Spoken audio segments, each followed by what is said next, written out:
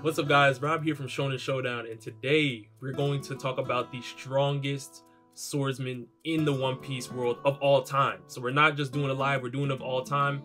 Now, before we get right into this, there are a few conditions I have to set.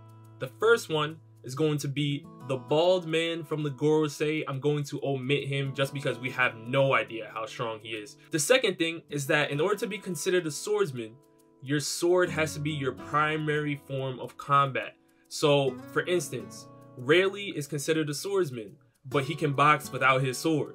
Big Mom, on the other hand, has a sword, but she's not really using her sword as her primary form of combat. Even though she does have Napoleon, that's not her primary form of combat, so she's not going to count on this list. At number 10, I got Fujitora from the Marines. Now, let's understand something. Fujitora's Gravity Devil Fruit definitely gives him a little bit of an upper hand to make his way onto the top 10 swordsmen in One Piece list. But we also have to understand that Fujitora is a blind man. And because he's a blind man, and he was able to box on such an elite level, it leaves me to believe that his haki is something that cannot be slept on. His observation haki is obviously there. Armament is there as well. We've seen him fight against Zoro. We've seen him fight against Luffy and Law. And listen, this is somebody that had Doflamingo making sure that he was in good standing with him because he knows how powerful that Fujitora is. He did not want to get on Fujitora's bad side in the Dressrosa arc. And Doflamingo is no scrub. Doflamingo has Conqueror's haki, so this is something that we have to bring into consideration as well. And we can also talk about the fact that Fujitora did not hold his tongue when he was having a dispute with Akainu. That just leads me to believe that maybe one day we may see these two fighting like Aokiji and Akainu did previously to create Punk Hazard. And that's something I would love to see, so I'm just saying right now, when it comes to the top 10 swordsmen in One Piece, Fujitora is here. Next up, and this might get a lot of you guys heated, but listen, this placement is very fluid because this is an all-time ranking. Things may change. But at number 9, I have Roronoa Zoro from the Straw Hat Pirates. Now, what do we know about Zoro? We know that he was trained by Mihawk, who is titled the world's strongest swordsman, which we will get to later. Zoro has increased his power level tremendously. He picked up the Enma sword in Wano. Obviously, we know that was Oden's previous sword, so we know that his power level has gotten even higher with the armament haki, with the Ryo haki. We now know that he has Conqueror's haki, so it's even greater than it was beforehand. Zoro is looking ridiculous in Wano right now. This is Zoro's arc. Wano is where Zoro lives. This is where he thrives. I'm loving what I'm seeing from Zoro so far. He's definitely a top 10 swordsman of all time. He's not top 5 yet for me. I know some of y'all may have him in your top 5, but I just think it's a little bit too early to be talking about top 5 in Zoro currently. At number 8, I have kind of an oddball pick, but just stick with me, because I have Shiryu of the Rain, the second in command of the Blackbeard Pirates. I have Blackbeard's right-hand man. We know that he was a jailer from Impel Down. He obviously is a top-tier swordsman in One Piece. And we also know that he just acquired Absalom's Clear Fruit. This is something that changes the game. Imagine some of the top swordsmen in One Piece having Sanji's raid suit with the invincible ability. I mean, it really changes the game. I need to see how Shiryu looks. Now, we know that the Blackbeard Pirates were able to beat the remnants of the Whitebeard Pirates during the Payback War. We don't know who was matching up with who. Was Marco matching up with Blackbeard? Was Shiryu matching up with Marco? Or was Shiryu fighting against Flower Blade Visa, who we know once was fighting against Mihawk during the Marineford War, so Visa is no scrub. It just leads me to believe that Shiryu is of that level. I don't know for sure if he's stronger than Zoro or weaker than Zoro as a swordsman, but what I can say is if you are the right-hand man to Blackbeard, I'm going to give you respect, especially because you were able to defeat the remnants of the Whitebeard Pirates during the Payback War. And if we look at all of the Yonko and all of their right hands, they're all crazy. Every single one of them. Next up, and listen, do not take this as disrespect. Just hear me out until my list is done. But I'm going with Oden Kozuki, one of the most powerful swordsmen to come out of Wano. Obviously, we know what Oden did. We know that Oden traveled with Whitebeard. He fought against Whitebeard. He traveled with Roger. He fought against Roger, or he survived against Roger. At least that's the way I put it after I saw Oden try to pull up on Roger. But we know that Oden has incredible Ryo haki. We know he's extremely durable because the man was using his haki sitting in a boiling pot and standing and trying to withstand all of the damage that he was getting at that particular moment in time. I don't know how many swordsmen on this list can pull off that durability feat that Oden showed us while he was getting boiled. But what I can tell you is that Odin was fighting against a weaker version of Kaido now. I'm going to repeat for everybody. The Kaido that Odin fought is not the Kaido now. And a lot of people are giving credit to Odin, saying, listen, he literally destroyed Kaido. He made Kaido look light. If it wasn't for people intervening, he would have defeated Kaido. And yes, I am agreeing with you, but the Kaido he fought then is not Kaido now. And we have to also understand that fact.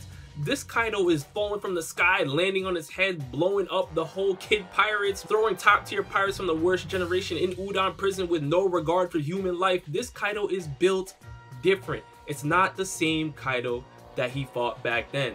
And I'm just going to go with that and say that Odin is an amazing swordsman, but we didn't get to see him really live out his full potential because he died early. Not because he's weak, he just died early for me.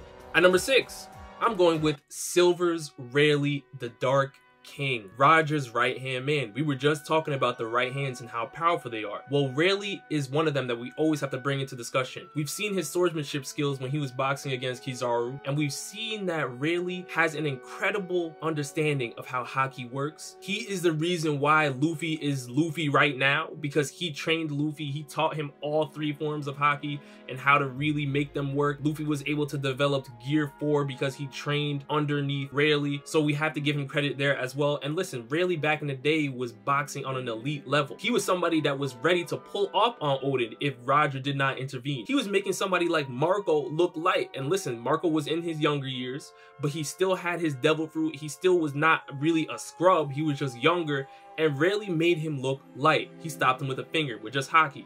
So this is somebody that I have to give some crazy respect. He's a top tier swordsman for sure in One Piece.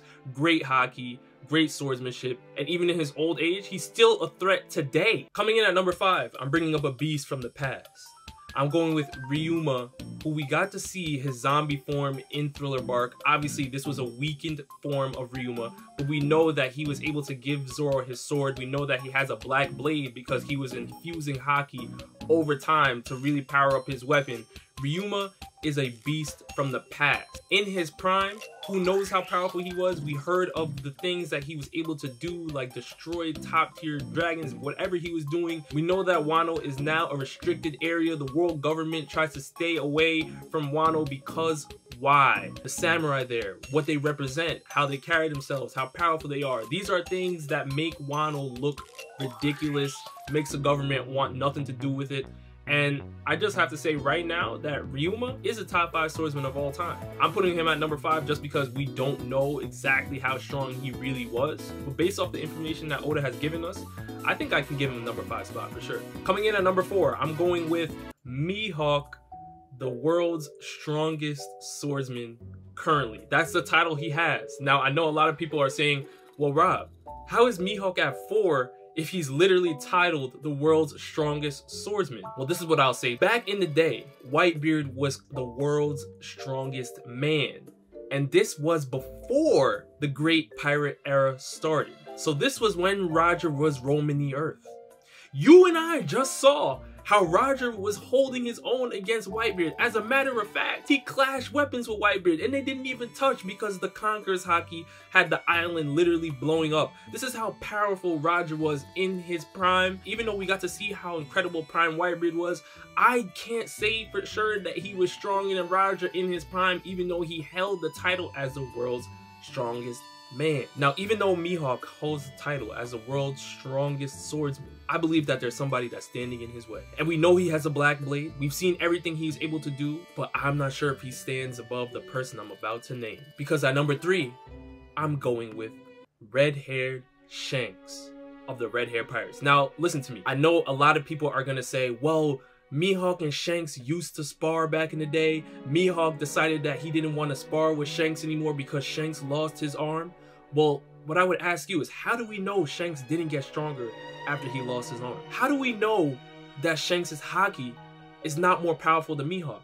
Now, as of right now, we have not seen any feats from Mihawk that show Conqueror's haki, but I do believe that Mihawk does have Conqueror's haki because we know that he was the one that taught Zoro how to use haki, and if he's Zoro's teacher, I could just put 2 and 2 together and say, listen, if the man that taught Zoro is the world's strongest swordsman, there's no way he cannot have Conqueror's Haki and be sparring with Shanks on equal footing. It just wouldn't make sense for the One Piece story for Mihawk not to have Conquerors. But what I want to say is that I believe Shanks' Haki is actually on a higher level than that. And I believe he was forced to really lock in on his Haki because he lost his arm early on in the series. Shanks clashed weapons with Whitebeard, split the sky.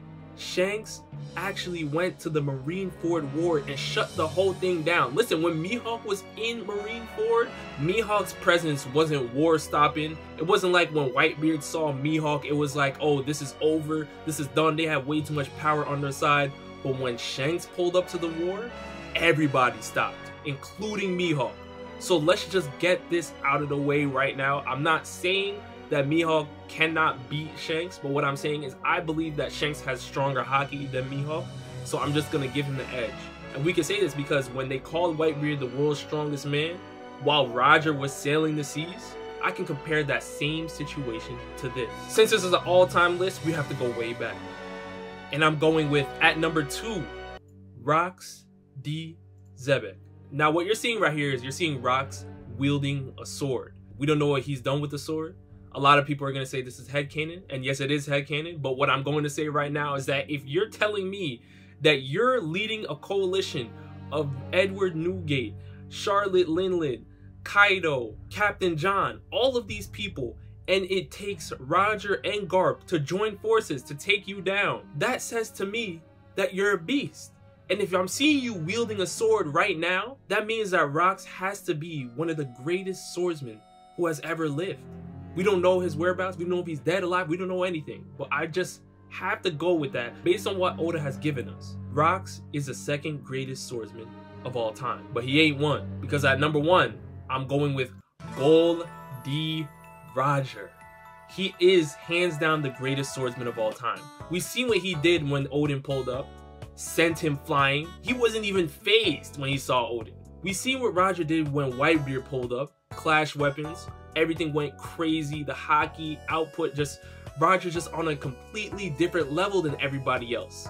And I just want to point out that there is no Shanks without Roger. Shanks was inspired by Roger. Let's put that out there. One of the greatest, one of my top 5, in my top 5 swordsmen of all time does not exist without Roger. So Roger is definitely the greatest I have ever seen. Now again, this is a fluid power rankings. This list can change because there's a lot of swordsmen on this list that are still active in the One Piece world. We haven't seen them go all out yet. There's still a lot more we have to see. But until then, this is what it's looking like for me right now. A lot of these swordsmen have been going crazy in the One Piece world. There's obviously the Gorosei Baldy that we have to see. We haven't seen anything from him yet. He may be in this list. Who knows? You guys let me know down in the comment section below your top 10 swordsmen in One Piece. And with that, I'll see you next time. Peace.